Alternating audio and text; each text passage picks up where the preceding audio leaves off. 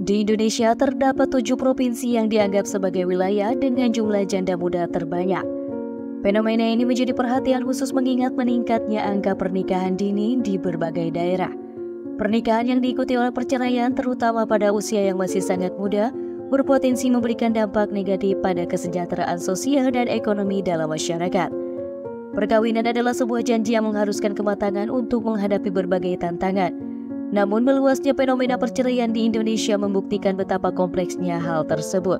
Selain itu, faktor ekonomi, kekerasan dalam rumah tangga, dan praktik poligami turut berperan sebagai penyebab utama terjadinya perceraian. Berdasarkan data dari Badan Pusat Statistik, tercatat 7 provinsi di Indonesia yang memiliki jumlah janda muda terbanyak. Jawa Barat.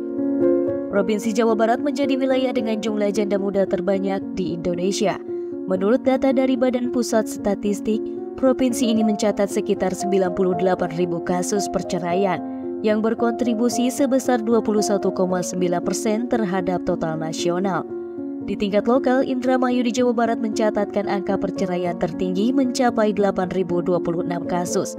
Kota Bandung menduduki peringkat kedua dengan 7.888 kasus, diikuti oleh Cirebon dengan 7.112 kasus perceraian. Jawa Timur.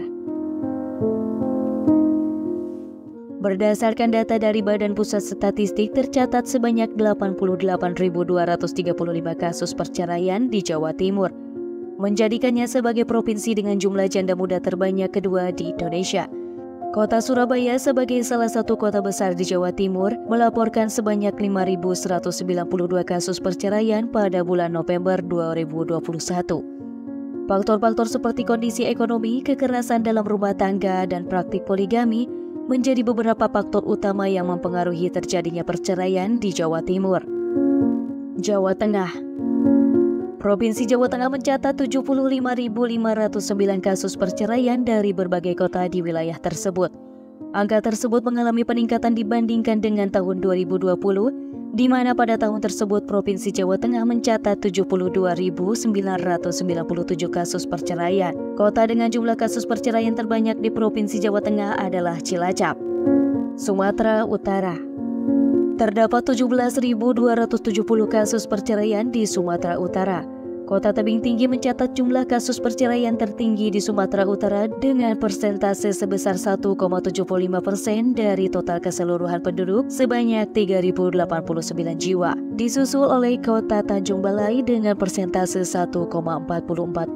Total jumlah penduduk Sumatera Utara pada tahun 2021 mencapai 15,24 juta jiwa. Jakarta. Terjadi sekitar 16.017 kasus perceraian di wilayah DKI Jakarta.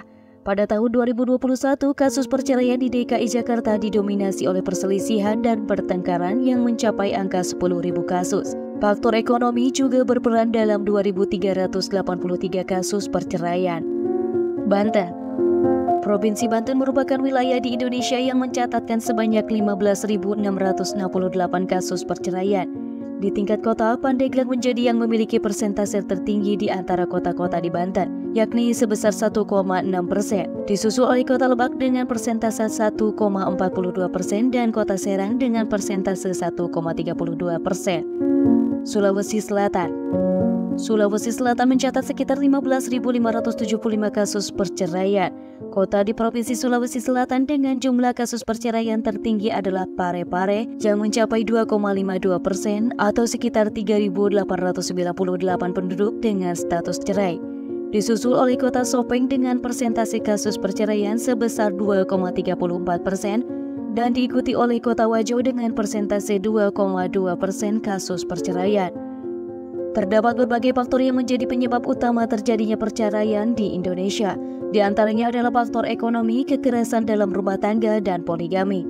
Kondisi ekonomi yang sulit dapat memicu stres dan ketidakharmonisan dalam hubungan suami istri, sementara KDRT dan poligami dapat menjadi bentuk kekerasan fisik atau emosional yang merusak hubungan pernikahan.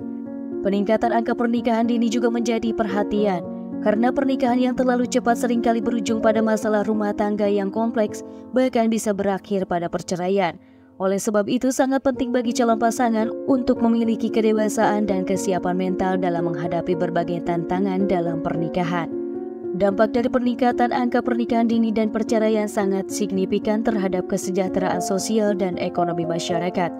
Perceraian dapat berdampak negatif pada kesehatan mental dan fisik pasangan yang bercerai, anak-anak yang terlibat, serta stabilitas ekonomi keluarga yang terganggu.